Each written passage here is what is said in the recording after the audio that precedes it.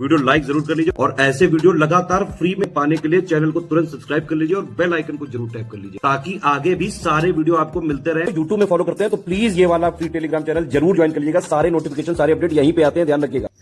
नमस्कार दोस्तों, स्वागत है आप सभी का ऑनलाइन एग्जाम प्रिपरेशन पर which is the part of study for civil services. दोस्तों आज के वीडियो में हम देखने वाले हैं आरओ 2023 के एग्जाम की तैयारी के क्रम में हम आरओ परीक्षा के प्रीवियस ईयर क्वेश्चंस देख रहे हैं और ये हम टॉपिक वाइज सिलेबस के अकॉर्डिंग देख रहे हैं।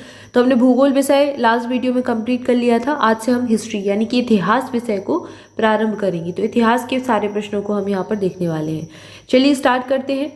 सबसे पहला प्रश्न दिया गया है, अफगानिस्तान पर आधिपत्य के समय बाबर को किसने भारत पर आक्रमण करने के लिए निमंत्रण दिया था?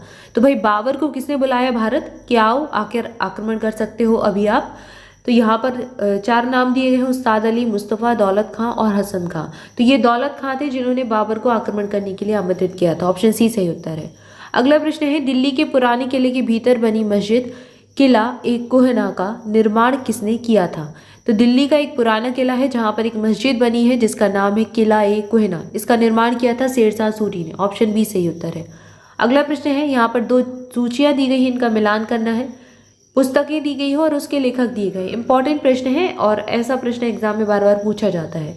रास पंचाध्याय ये किसकी पुस्तक है? ये लिखी थी नंददास ने।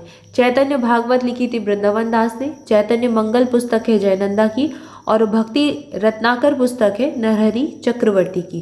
तो ये सही मिलान इस प्रकार से आप कर सकते हैं। कई सारी कुछ पुरानी पुस्तकें हैं जिनके बारे में बार बार पूछा जाता है। इसको एक अलग से वीडियो में भी आपका कवर करा दिया जाएगा। अगला प्रश्न है, निम्नलिखित में से कौन हिंदुस्तानी संगीत के क्षेत्र में महान विभूति नहीं था? राजा मानसिंह तोमर संगीतज्ञ थे। तानसेन के बारे में तो आप सब जानते ही होंगे, सुना होगा। तानसेन भी अच्छे संगीतज्ञ थे। सदारंग और अदारंग भी थे। लेकिन माल गुर्जरी जो थे हैं ये एक संगीतज्ञ नहीं थे, ये बाकी के तीनों थे। तो ऑप्शन डी सही उत्तर हो जाएगा। ये हिंदुस्तानी संगीत के क्षेत्र की बात कर रहे हैं। देखो, हिंदुस्तानी संगीत और कर्नाटकी संगीत, संगीत की दो श्रेणियां होती हैं, एक हिंदुस्तानी संगीत होता है, कर्नाटकी। तो ये सभी हिंदुस्तानी संगीत की श्रेणी से संबंधित संगीतज्ञ थे। अगला प्रश्न है, 1928 में गठित नौजवान सभा का प्रारंभिक सदस्य कौन नहीं था? यशपाल, भगत सिंह और छबील दास थे। अंबिका चक्रवर्ती प्रारंभिक सदस्यों में नहीं थे। ये नौजवान सभा की बात हो रही है। तो ऑप्शन ए सही उत्तर हो जाएगा। अगला प्रश्न है, 3 गोलमेज सम्मेलन में भाग लेने वाले भारतीय निम्नलिखित नेताओं में कौन थे? ऐसा कौन सा व्यक्ति था जो तीनों ही गोलमेज सम्मेलन में गया था? तो ये थे doctor BR Ambedkar. Doctor Bhimrao Ambedkar ji थे। इन्होंने पहले, दूसरे, तीसरे तीनों ही गोलमेज सम्मेलन में भाग लिया था। और ये प्रश्न कई बार अलग अलग स्टेट के PCS एग्जाम में पूछा जा चुका है। अगला प्रश्न है, यहाँ पर श्रावस्ती और संबंधित तीर्थ दिए गए हैं इसके। तो श्रावस्ती यहाँ पर संभवनाथ हो जाएंगे। काकंदी में सुविधानाथ हो जाएंगे। अयोध्या में ऋषभनाथ हैं और पहोशा में पद्म प्रभु हैं। तो ये आपके कुछ सूचियाँ दी गई हैं और संबंधित तीर्थंकर दिए गए हैं, इनको मिलान करना है। अगला प्रश्न है, मंदसौर प्रशस्ति किस शासक को उपलब्धियों का विवरण प्रस्तुत करता है? तो मंदसौर प्रशस्ति लेख जो है ये कहाँ, मतलब किस शासक से संबंधित है? तो यहाँ पर इसमें कुमार गुप्त प्रथम के बारे में विवरण मिलता है। इस लेख में कुमार गुप्त प्रथम से संबंधित लेख मिलता है। तो ये इनसे संबंधित है। ये ऐसे पूछे जाते हैं। ये जो अभिलेख है, लेख है, स्तूप है, इनके बारे में कई बार एग्जाम में पूछा गया है। अगला प्रश्न है, 1809 में राजा राम मोहन राय ने अपनी एक प्रसिद्ध पुस्तक गिफ्ट टू मोनोथिस्ट, इसमें निम्नलिखित में से किस भाषा में इसको लिखा था? तो इन्होंने ये जो पुस्तक है फारसी में लिखी थी। ऑप्शन सी सही उत्तर हो जाएगा। शेरशाह सूरी के बारे में 2 कथन दिए गए हैं, बताना है कौन सा सही है। वह एक शानदार प्रशासनिक व्यवस्था के निर्माता थे। दूसरा है, हालांकि एक शासक के रूप में उनके गुण युद्ध के मैदान पर उनकी जीत से अधिक उल्लेखनीय नहीं है। तो यहाँ पर दूसरा कथन तो गलत हो जाता है, केवल पहला कथन सही दिया गया है। तो ऑप्शन ई सही उत्तर चुन लेंगे। आइए आगे बढ़ते हैं, अगला प्रश्न देखते हैं। अगला प्रश्न है, यहाँ फिर 2 सूचियाँ दी गई, एक तरफ बादशाह के नाम है, एक तरफ दीवान है। तो अकबर का दीवान कौन था? अकबर का दीवान था मुजफ्फर खान। जहांगीर का दीवान था गियाज बेग एतमाद उद्दौला और शाहजहां के दीवान का नाम था सादुल्ला खान। ये काफ़ी एग्जाम में पूछा गया है, सादुल्ला खान शाहजहां। औरंगजेब के दीवान थे असद खान। आ से औरंगजेब, आ से असद खान, साज से शाहजहां, साज से सादुल्ला। ये तो आसानी से याद हो जाएगा। जहांगीर का याद रखिए, काफ़ी बड़ा सा नाम हो जाएगा, गियाज बेग एतमाद उद्दौला याद रख सकते हैं बस। और अकबर के कौन थे? मुजफ्फर खान।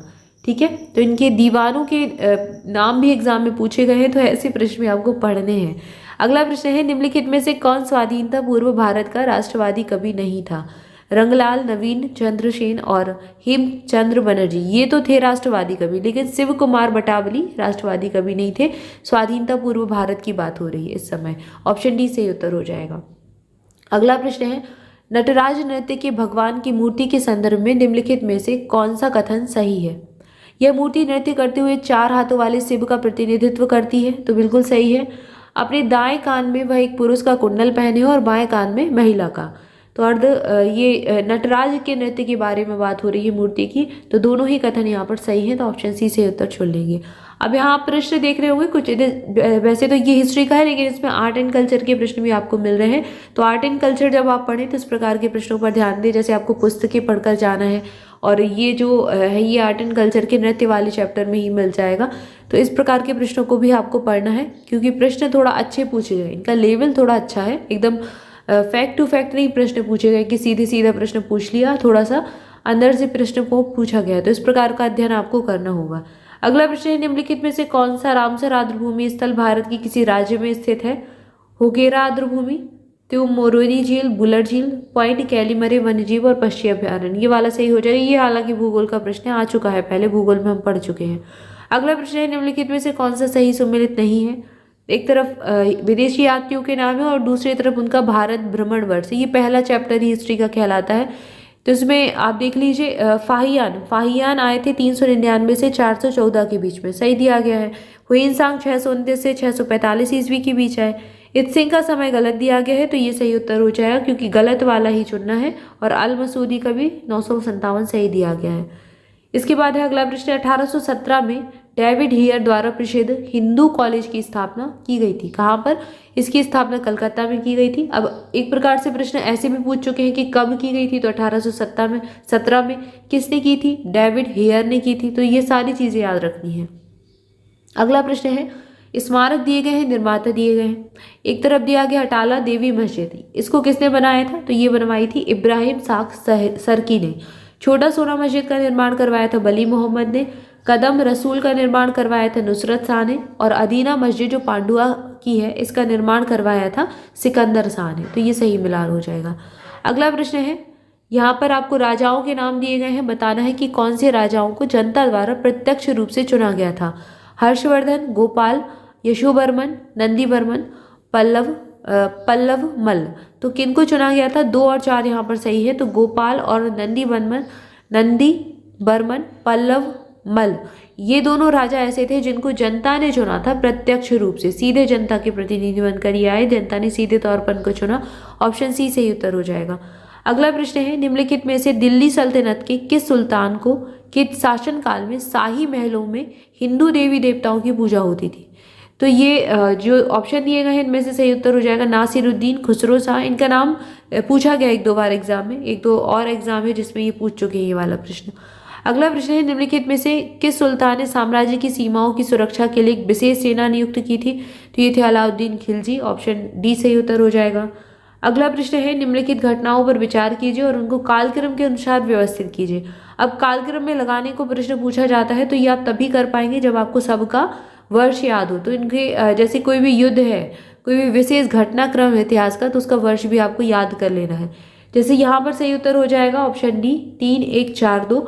तो सबसे पहले मालवा का मुगल आक्रमण हुआ था, उसके बाद अम्बेर की राजकुमारी से अकबर का विवाह किया गया था, उसके बाद उड़ीसा पर कररानी की विजय हुई थी और फिर तुकारोई का युद्ध हुआ था। तो ये सारी घटनाओं के आपको वर्ष भी एक बार क्या करना है, अब अपनी नोट्स निकालने हैं, उसमें से इनको देखकर लिख लेना है, यहीं पर लिख लेना है, ताकि अगर इनमें से कोई प्रश्न अगर इंडिविजुअल भी पूछ लिया जाए तो वो आपसे बन जाना चाहिए।